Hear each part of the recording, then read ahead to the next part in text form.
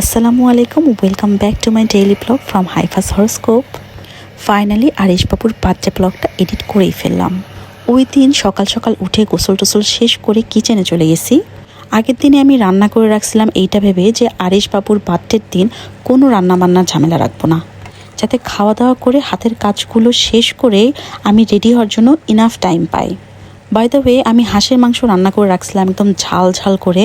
আর এখানে হচ্ছে এটা সামুদ্রিক মাছের মাথা। এটা অনেক দিন ধরে আমার ফ্রিজে ছিল, বাট কী দিয়ে রান্না করব পাচ্ছিলাম না। পরে মনে করলাম যে টক আম আছে না, সেই টক কাঁচা আম দিয়ে আমি এটা একটু ভুনা ভুনা করছি। তো তরকারিগুলো গরম করে আমি আগে হাইফাকে খাওয়াই নিছি। মানে হাইফার বাবা সবসময় বলে যে তুমি আগে খেয়ে তারপর নয় ওকে খাওয়াও, কারণ ওকে খাওয়াতে তো অনেক টাইম লাগে। বাট সত্যি কথা বলতে কি, সব মায়েদেরই মনে এই জিনিসটা হয় যে বাচ্চাকে আগে না খাওয়ায় না মা খাইতে পারে না। আর হাইফা বুড়িকে খাওয়ানো শেষ হলে আমার মনে হয় কি সারাদিনের বিশাল একটা কাজ আমি শেষ করলাম, মানে খুব রিল্যাক্সড লাগে আমার কাছে। খেতে খেতে চিন্তা করতেছিলাম যে খাওয়া দাওয়া শেষ করে হাইফাকে একটু দুপুরে ঘুম পাড়াবো, তারপর আমি আস্তে ধীরে রেডি হওয়া শুরু করব। এই যে আমার হাতের নিচ দিয়ে নাইজা বুড়ি আবার উকি দিচ্ছে। আর এই তো তখন সন্ধ্যা, আমরাও রেডি হয়ে গেছি আরিশ বাবুর বার্থডে পার্টিতে যাওয়ার জন্য। আর আপনারা অলরেডি আমার এই মেকআপের ভিডিওটা পেয়ে গেছেন। ফাল্গুন একটা সাজ দিয়েছি আমি। সো আমরা চলে আসছি রুহিন ভাইদের বাসায়। আর এখানে এসে না হাইফান একটু লজ্জা পাচ্ছিল, সে ভিতরেই ঢুকবে না, কেমন রংটা করতেছে দুষ্টুটা, উল্টা দেখে হাঁটা ধরছে। আর এই যে আরিশের বার্থডে কেকটা কি কিউট না, আমার তো খুবই ভালো লাগছে কেকটা। সিন্স বার্থডের থিম ছিল হচ্ছে গোল্ডেন অ্যান্ড হোয়াইট, তো সেইভাবেই স্টেজটা আর কেকটাও সাজানো হয়েছে। আর এই তো হাইফার বাবা ম্যাচিং। তো হাইফা বুড়িকে না আমরা বলতেছিলাম যে একটু ক্যামেরার দিক তাকাও, একটু হাই দাও। সে তো কথাই শুনে না, বারবার ওদিকে তাকাচ্ছে। আর এই যে ফাইনালি দিছে, হাই দিছে। তো এরপর আমরা একটু ফ্যামিলি ফটোশ্যুট করতে দাঁড়ালাম। আর এখানে আমি বলতেছিলাম কি যে বাসায় যখন রেডি হওয়ার পর আমি হাইফার বাবাকে বলতেছিলাম যে কিভাবে কোন অ্যাঙ্গেল থেকে আমার ছবি তুলবেন, কিভাবে আমার ভিডিও করবেন। অ্যাকচুয়ালি হাইফার বাবা না একদমই ভালো ছবি তুলতে পারে না, মানে ওকে কত যে আমার ডিরেকশন দিতে হয়। বাট এখন তাও তো একটু ভালো ছবি তোলা শুরু করছে, বাট স্টিল ভিডিওতে খুব একটা এক্সপার্ট হয় নাই, বাট আমি তাকে শেখাচ্ছি। এনিওয়েজ তখন অলমোস্ট গেস্টরা সবাই চলে আসছে, আর স্ন্যাক্সও রেডি, সিঙ্গারা, সামোচা, তারপর রোল, তারপর ফ্রুটস, ড্রিঙ্কস সব কিছু এখানে সাজানো হয়ে গেছে। আর সবাই এখন একটু করে স্ন্যাক্স খাওয়াও শুরু করে দিছে। আমিও আর দেরি না করে সিঙ্গারা, তারপর তরমুজ আর চিকেন রোল নিয়ে নিলাম।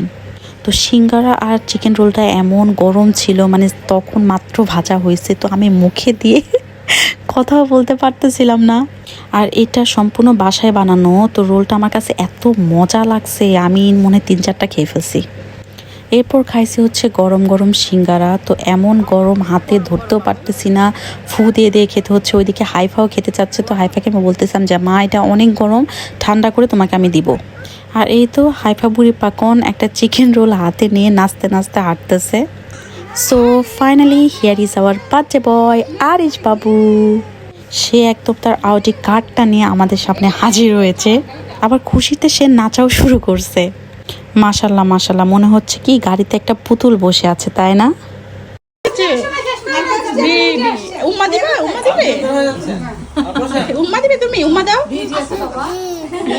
এই তো আমাদের আর্ট অফ সানশাইন চলে আসছে আমাদের মাঝে। ভালো বার্থডে বয়টা মাশাআল্লাহ, মামা মজা করে বানাইছি, মামা মজা করে মাশাআল্লাহ কেউ বলে না happy birthday to you, happy birthday dear Arish, happy birthday to you. So finally কেকটাও কাটা হয়ে গেল। তো তাহমিনা আপুর না একটা ভয় ছিল যে আরিশ কিভাবে রিয়্যাক্ট করবে, বিকজ ম্যাক্সিমাম বাচ্চারাই তাদের ফার্স্ট বার্থডেতে এত ইরিটেটেড থাকে, মানে কান্না করতে করতে তারা দিনটা পার করে। যেমন হাইফার বার্থডেতে যা হয়েছিল, পুরাটা টাইম সে কান্না করছে, মানে একটা ভালো ছবিও ওর তোলা হয় নাই। তো এই কারণে আপু একটু টেন্স ছিল। তো আলহামদুলিল্লাহ আরিশ একদম নর্মাল ছিল। এনিওয়েজ তো কেকটা কাটার দায়িত্ব পড়লো আমার উপরে। তো আমার একটু ভয় লাগতেছিল যে এত লম্বা একটা কেক কিভাবে আমি কাটবো। তো তারপর মনে করলাম যে সুতা দিয়ে ট্রাই করি, বাট সুতা দিয়ে কাটতে যে সুতাও ছিঁড়ে গেছে। তো লাস্টে হচ্ছে নাইফ দিয়ে কাটছি। তো কেকটা খেয়ে আমরা কিছুক্ষণ গল্প করলাম, আড্ডা দিলাম। তো তারপর মেইন ডিশগুলো চলে আসলো। এই যে দেখেন কত খাবার, শাহি সবজি, তারপর রোস্ট, পোলাও, মাটন, কাবাব, কত কিছু, একদম বিয়েবাড়ির খাওয়া দাওয়া। ইউকেতে আসার পর থেকে আমি বাংলাদেশের বিয়েবাড়ির খাবার এত মিস করি। হাউএভার প্রতি মাসে আমাদের এরকম একটা পার্টি বা গেট টুগেদার থাকেই, যেখানে বিয়েবাড়ির খাবারের আইটেমগুলো যেমন পোলাও, রোস্ট, গরুর মাংস বা কাচ্চি এই টাইপের খাবারের অ্যারেঞ্জমেন্ট করা থাকে। বাট তারপরেও বাংলাদেশের বিয়েবাড়ি সে বাবুর্চি হাতের রান্নার স্বাদই আলাদা। যা কি আর করা। এই যে দেখেন হাইফাই দিকে কি করতেছে, সবাই খাইতেছে আর সে একদম মানে খুব রেসপন্সিবিলিটি পালন করতেছে। কার গ্লাস লাগবে, কার প্লেট লাগবে, সেগুলো আর কি তদারকি করতেছে সে। কাকে দিচ্ছি? গ্লাস দাও, প্লেটটা রাখো আগে, প্লেটটা রাখো। আর এইদিকে আমাদের বার্থডে বয় সবাইকে কিভাবে ড্রিঙ্কস সার্ভ করা যায় সেই ব্যবস্থা করতেছে। যাই হোক, সবাই যখন খেতে বসছে আমি ওদের সাথে খাইতে বসতে পারি নাই, কারণ আমি অনেকগুলো স্ন্যাক্স খেয়ে ফেলছিলাম বলে পেটটা এত ভরা ছিল আমার। তো কিছুক্ষণ পরে আমি, তাহমিনা আপু আর একটা আপু আমরা একসাথে খেতে বসছি। আর আমি না সাথে করে একটা গাউন নিয়ে গেছিলাম, কারণ আমি জানি যে শাড়ি পরে বেশিক্ষণ থাকতে পারবো না। আর যেহেতু সাদা শাড়ি দেখা যাবে কোনো একটা দাগ ভরবে আর মনটাই আমার খারাপ হয়ে যাবে, এত পছন্দের শাড়িটা। এই জন্য খাওয়ার আগে আমি শাড়িটা চেঞ্জ করে ফেলছি।